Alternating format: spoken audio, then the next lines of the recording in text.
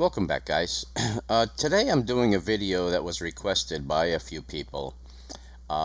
Basically, they're asking how do they create a computer where they can run the Apple Mac OS X operating system. This is commonly referred to as a Hackintosh. Hence the name. It is a Macintosh or a Apple Mac OS X capable computer that is built by the user and not purchased from Apple.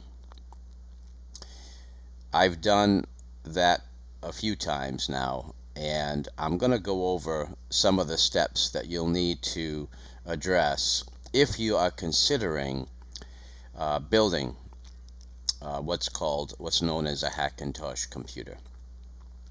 Now, first of all, let's take a little look around the system. This is Apple's latest software. It is running the El Capitan software. Everything is the same, exactly the same as you would find if you purchased an Apple computer. FaceTime works, messages works, everything works. If you didn't see the computer, you wouldn't know that it wasn't an Apple computer. I'm going to move the camera to show you what this computer looks like, and hopefully you will get a good representation. So I'm going to open this up just so I can monitor what's going on. But that is the computer, but you can build it any size you want, and I'll show you how to go about doing that. And this is the monitor. It's a regular ViewSonic monitor. Nothing out of the ordinary. It is a regular computer. I also dual boot Windows and Linux on this particular computer.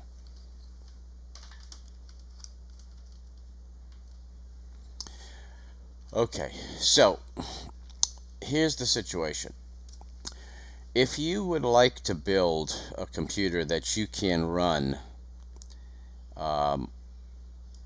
the Apple operating system, I'm going to give you some guidelines and insight and recommendations based on my experience doing it. The first thing you want to do is visit a website called www.tonymacx86.com. Absolutely everything that you need to know to be able to build one of these computers is on this website. The first thing you're going to do is decide how much money do you want to spend, because you have a couple of choices. One is, if you have a current computer, you need to know what the configuration is. So let's take a look at the buyer's guide. And this is the latest buyer's guide. It's July 2016. There are various configurations of computers. You can build a custom Mac Mini, which is the least expensive. Then you can do the Mini Deluxe, a custom Mac MATX, and again, these are based basically on motherboard size, and therefore that dictates the size of the case. So this is a budget ATX, and then you can go up to a custom Mac Pro, which is the most expensive. I built two. I built a Mini Deluxe, and I built a custom Mac MATX. I used top-notch components. Now, you're going to select your components from this list. So the best thing that you can do is to work with recommended hardware, and that is the hardware that's been tested on this type of computer. So all of these recommendations that you see for motherboards, CPUs, coolers, graphics cards, RAM, solid state drives, all the way down, cases, they all have been tested on a Hackintosh. And that's why this site is your Bible. This is what you will live with as you're building the computer. So if you already have a computer and you want to try this, it may or may not work because all of the hardware has to be um, usable within an Apple environment. And that's not always uh, easy and straightforward, and that's why you need to follow this. So I would recommend, from through my own personal experience, if you want to pull this off, you would need to, and you don't want to spend a lot of money, just take this Custom Mac Mini. So it's got a recommended motherboard. Now you can go to the full list, but this is the Mini because it's going to fit in a Mini ITX case. This is going to give you a smaller footprint. It also has links to Amazon and Newegg, whoever you want to use for your to purchase. Gigabyte, I've used Gigabyte motherboards and they're excellent. Okay, so as you can see, there's a cooler that is recommended. There are different types of RAM recommended. Processor, of course, will be a lower end processor because this is the build that you would use to keep your costs down. Now, I would recommend putting your dedicating an SSD, if possible, to this install. Do not try to put Mac OS X on a drive with Linux or Windows. It makes it much more difficult. It is doable, but it makes it much more difficult, and I do not do that. In this computer that you're looking at, I have Windows on one, I think it's 128 gig disk, Mac OS X on another. They each have their own dedicated drive. And then I have two more SSDs where I have split up my Linux partitions and my data. So as you can see, now you can use a conventional drive if you want to keep your costs down, but again, I would recommend dedicating a drive. 1 terabyte conventional hard drives are not expensive. So that's my first recommendation. Now, my second recommendation is, even though this is recommending a 250 watt power supply, if you can go higher, I would, because you never know what type of peripherals you want to add later, and you need to have an adequate power supply for whatever you add. Now, this TP-Link PCI Express Wi-Fi adapter, this does work within a Mac. All of these components work within a Mac. So this will give you Wi-Fi. Now, it may not give you messages, instant messages, the Apple messages, which is this icon down here. It may not do that because there are some configuration issues with messages usually. I have it working because I purchased a combination Wi-Fi Bluetooth that is built around Apple's specifications. It cost me $100 just for the Bluetooth Wi-Fi card. It was well worth it because everything works, including FaceTime, messages, but it was an additional expense. So if you're trying to keep costs down, this TP-Link PCI Express Wi-Fi adapter is inexpensive. Now, I would say that you would be able to build this Custom Mac Mini. If you already have a monitor, you could probably build this for $350, $400 US dollars. And that would get you a fully functional Mac. Now the beauty of it is you can upgrade components later as long as they fit inside that particular case. So this is the smaller footprint, and again, if you want a larger footprint, you're going to go to a different build. You might go to the Mini ATX or the ATX. I have the MATX on this computer that you're looking at, but I have another computer upstairs that also runs Windows, Linux, and Mac. And it is running, it was configured based on this custom Mac Mini. It's a small case. Now you can use any mini case, but there are some recommended cases. So if you come down here and you look at cases, you can see that this is the case that I used, the Cooler Master Elite 130. That's how I built my Mini. My MATX, I used a different case, which is not listed here, but I did some research and I used a different case. So that is how you should approach the process. Now, once you do that, and you decide, yes, I'd like to do this, what you need to do is review the buyer's guide, make a list of all your components, get all your pricing, order your components, then pull up one of these guides. Now they have guides all the way back to 10.6, as you can see, all the way back to 10.11, which is El Capitan, and also they're already getting into the 10.12 public beta, and that is the new Mac OS Sierra. They're getting away from the OS 10 designation, and they're just calling it Mac OS Sierra. They issued a public beta. I have not downloaded the public beta because in my opinion, if you're running a Hackintosh and it's working fine, don't go putting betas on it.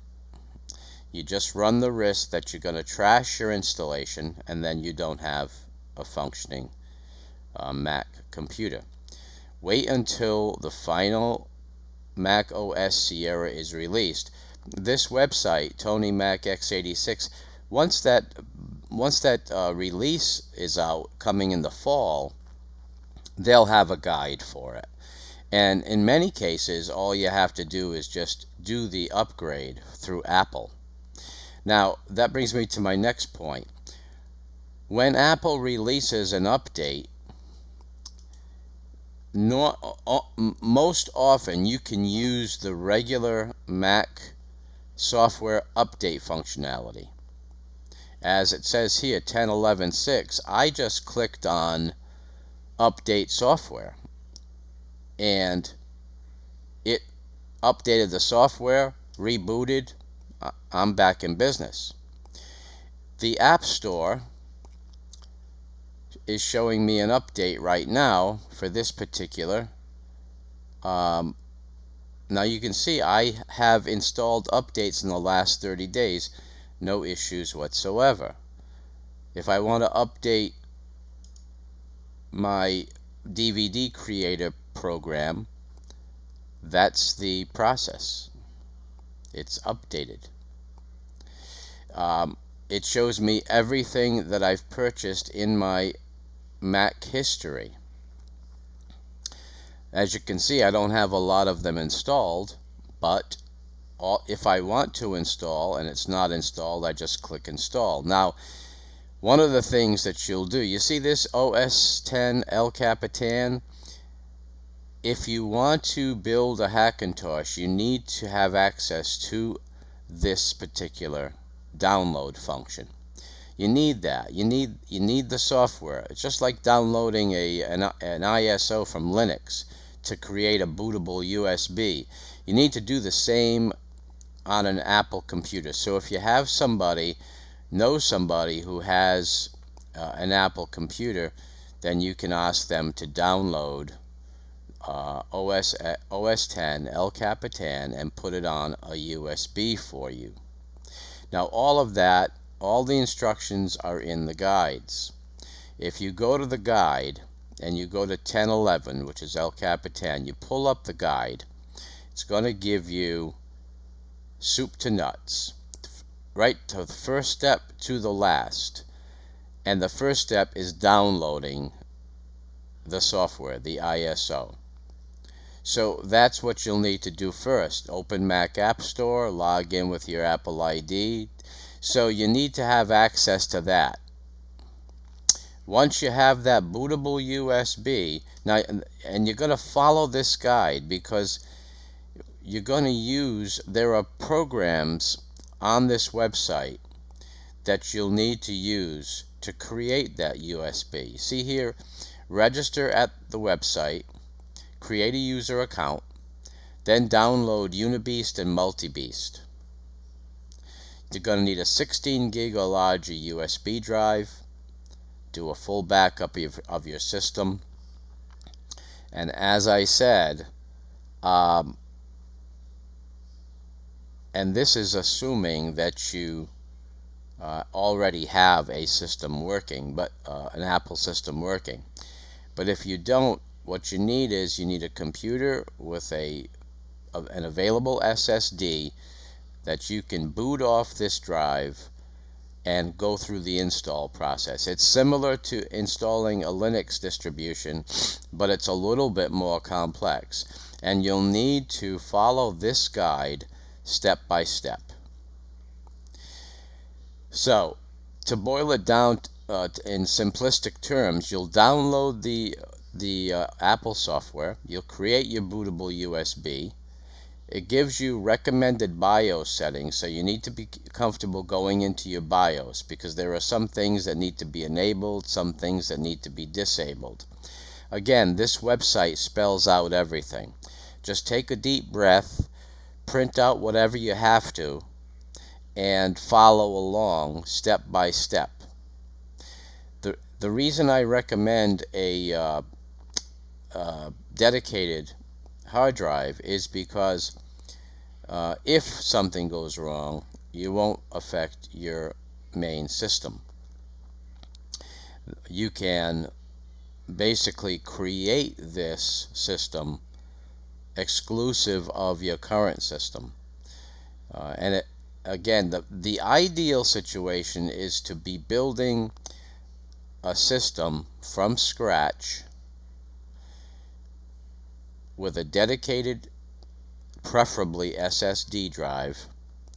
Once you're done and you have everything working fine, then pop in another drive to use for your Linux or your Windows and do that install. But get this working first. So you'll install the software, then you have to do some post-installation work, and again, this is all spelled out in the step-by-step guides. Also, if you want to go to the build, go to Golden Builds. Okay, so go to Forum, the Build, and Golden Builds. This will give you a list of many different users who have gone through the same process, and they'll outline what they used, so you'll know that when you are using the same components, you will have the same results as they did. So when they were successful with their build, you will be successful. Also, you can read through a lot of these users documented their builds, so they have all of the information here. And so you'll find by reading through the notes, you'll find out what works, what doesn't, what steps they would recommend, any mistakes they made that you can learn from. And so my number one instruction to you is to spend some time on this website before you even order any components. Spend some time on the website reading. Read through. get familiar with the build process, go through the installation guides, go through the buyer's guides, take a look at all of the forums, learn as much as you can before you tackle it. That's what I did. I must have spent a month or two just going through the information on this site before I ordered anything. And consequently, when I did place an order for the components and I laid everything out on the table and I built it, it went together fairly quickly and fairly easily. And because I had replayed the installation process in my mind over and over, I reviewed many of the builds that are here documented on the website, I was able to get through it fairly easily. Once I did that, I actually built another one. So now I have two, and they both function. Now, I also have a real Apple computer, an iMac, that I purchased back in 2009 through Apple's refurbished store online. On their website, they do sell refurbished items. I bought a refurbished 24-inch iMac that still runs terrific to this day, and it's running El Capitan. And I will upgrade it to Sierra once Sierra is released. So that's how I was able to get my download of my software. But once you go through this process, then you'll have your own Apple ID and you'll have an operating system running fine. So guys, if you have any questions on this process, drop me a note. I know many people are interested in it. They'd like to have an Apple computer, but they can't afford the pricing. This gives you the ability to build a Mac computer. Now, the other thing you need to analyze realistically is, if you go into Apple's website, they have the Mac Mini, which sells for, I'm not sure exactly what it sells for, but it's probably around $599, $699 for the lower end model. You could do that instead of building your own. Now, couple of issues there. One is, there's not much that's upgradable within that Mini. You used to be able to upgrade the hard drive, you used to be able to upgrade the RAM, but I think everything's soldered to the board now, and there's not much that's upgradable in the Mini.